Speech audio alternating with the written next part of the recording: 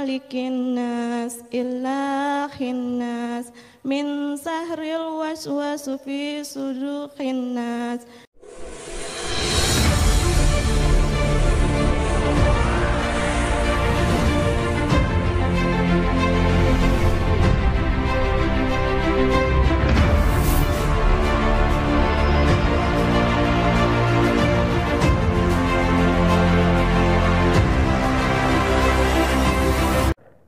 Bismillahirrahmanirrahim. Assalamualaikum warahmatullahi wabarakatuh. Alhamdulillah syukranillah, salatan wassalaman ala rasulillah wa ala alihi wa ashabihi wa maulahi amma ba'du. Sahabat Tasik Ngaji, semoga semuanya ada dalam lindungan Allah Subhanahu wa taala dan semoga semuanya diberikan kesehatan oleh Allah Subhanahu wa taala. Amin ya Allah ya rabbal alamin. Sahabat, pada kesempatan ini saya akan menampilkan satu video yang mana video ini berisi seorang ibu-ibu yang dulunya katanya muslim lalu kemudian dia murtad. Nauzubillah min dzalik. Bukan hanya itu saja sahabat, tetapi di video itu ada dialog antara si ibu yang murtad ini dengan seorang pendeta. Lalu kemudian si pendeta ini menanyakan kepada si ibu perihal bacaan ayat Al-Quran yang dulu ia baca ketika di muslim. Nah, di video kali ini saya akan mengklarifikasi cara baca si ibu ini tatkala dia membaca ayat suci Al-Quran. Kenapa demikian? Karena tatkala dia membaca ayat suci Al-Quran, dia sangat keliru sahabat. Maka dari itu menjadi kewajiban bagi saya untuk mengklarifikasinya sahabat. Karena dikhawatirkan kaum non-muslimin tatkala si ibu ini melantunkan ayat suci Al-Quran, mereka menganggap bahwa itu betul adalah ayat suci Al-Quran. Padahal yang ia baca ayat suci Al-Quran itu dengan keliru sahabat. Maka kami akan meluruskannya. Kita simak videonya seperti apa sahabat. Silahkan simak sahabat. Ibu Yuyun ini memang betul-betul murtadin, mantan Islam atau bukan, mereka bilang mana bukti dong. Kalau memang murtadin biasanya ya mungkin tidak tahu semua, tapi pasti adalah bisa membaca ayat Al-Quran, begitu loh Ibu Yuyun. Sebelumnya saya bisa pastikan mic-nya sudah hidup? Tes. Oke. Nah, Ibu Yuyun itu bagaimana tanggapan Ibu Yuyun? Jadi ada yang bilang Ibu Yuyun tidak bisa baca Al-Quran sama sekali katanya. Bagaimana itu Ibu? Saya kalau Al-Quran dari juz 1 sampai 30 saya bisa baca. Oh. Ada yang hafal apa dari juga. mana Ibu? Juz 1 itu sampai apa itu? 30. Oh. Itu kayak nama kitab. Iya, nama Alkitab. Kalau kita kan surat, pasal ayat. Oh, pasal begitu, ayat. ya. Okay. Kalau kita juz surat. Oke. Begitu. Sahabat, barusan kita sudah saksikan bersama videonya, kita sudah dengarkan bersama bahwasanya si ibu ini mampu membaca Al-Quran dari juz 1 sampai juz 30. Bahkan si ibu ini mampu menghafal beberapa ayat atau beberapa surat Al-Quran sahabat. Bagaimana selanjutnya kita saksikan sahabat. Iya, itu kalau baca saya bisa, tapi kalau arti itu ya itu harus mendalami orang, cuman seperti orang di pesantren ya, ya, orang pesantren itu mahal kalau harus belajar di pesantren itu. Oh, jadi iya. Kesimpulannya karena memang Al-Quran itu kan pertahankan bahasa Arab Ibu Iya, ya. bahasa Arab. Sekarang ini saya lihat sudah ada terjemahan. Saya lihat terjemahan banyak. Sekarang enak, ada tinggal buka di Google atau YouTube kita bisa belajar. Kalau dulu kita harus ke pesantren itu di luar, kalau di dalam tempat saya nggak ada, harus ke kotanya. Di kota Iya, Palembang kota gitu. Palembang. Kalau dulu saya sekolah SMA juga di kota Palembang, tapi kalau mau masuk pesantren itu butuh biaya banyak. Ya.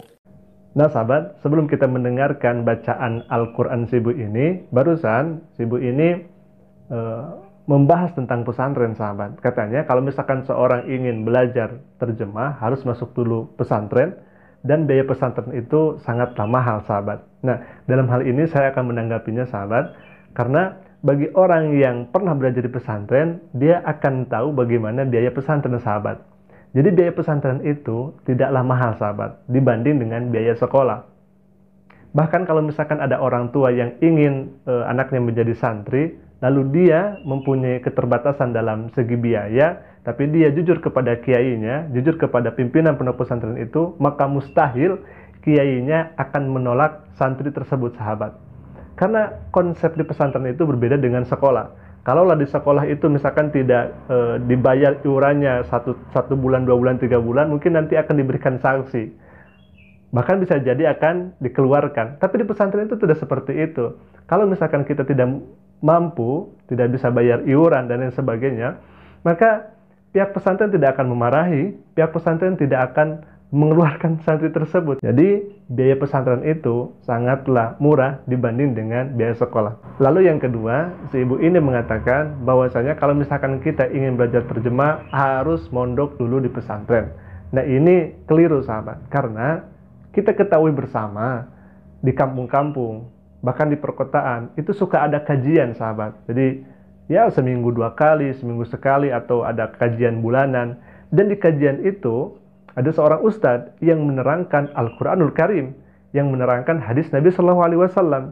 Jadi kemana saja si ibu ini sewaktu di Muslim? Karena di masyarakat kita, di perkotaan atau di perkampungan itu suka ada kajian-kajian, dan di sana dijelaskan tentang ayat Al-Quran, dijelaskan dengan gamblang terjemahnya, bahkan dengan tafsirnya, bahkan dengan asbabun nuzulnya sahabat. Intinya belajar terjemah tidak harus di pesantren, karena di setiap kajian-kajian seperti mingguan di daerah-daerah di perkampungan atau perkotaan itu suka diadakan seperti itu sahabat. Kita lanjut lagi. Saya baca ayat pendek dulu ya. Silakan, Bagem, silakan ya, Ibu. yang biasa dibawa waktu sholat ya. Silakan Ibu. Kira-kira mau baca berapa ini? Ya, 1, Bagem? 2 ya, aja 1, lah. 2 aja ya. Yang Ya. silakan. Bismillahirrahmanirrahim. Qul huwallahu ahad. Allahus samad.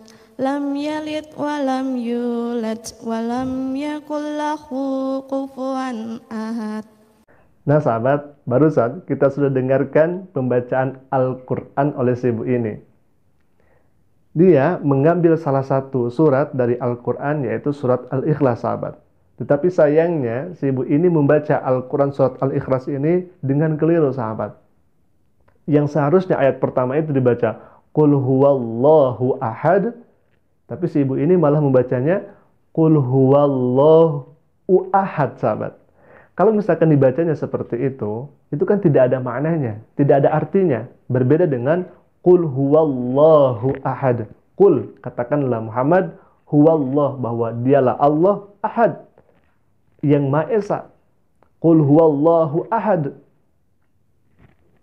Allahus samad. Nah, seharusnya dibaca seperti itu, tapi si ibu ini membaca Allahus samad. Tidak ada tasdidnya di huruf so-nya sahabat, dan di ujungnya itu tidak dikolkolahkan.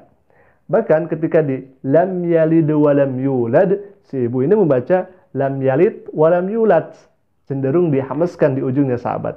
Dan yang terakhir walam yakullahu kufuwan ahad, yang harusnya seperti itu, ini dibaca walam yakullahu kufuwan ahad sahabat. Nah ini sangat keliru sahabat, dan tidak ada mananya kalau misalkan Al-Quran dibacanya tidak sesuai dengan kaidah tajwidnya, makhraj hurufnya, panjang pendeknya dan sebagainya sahabat. Bahkan akan menjadikan makna itu keliru sahabat.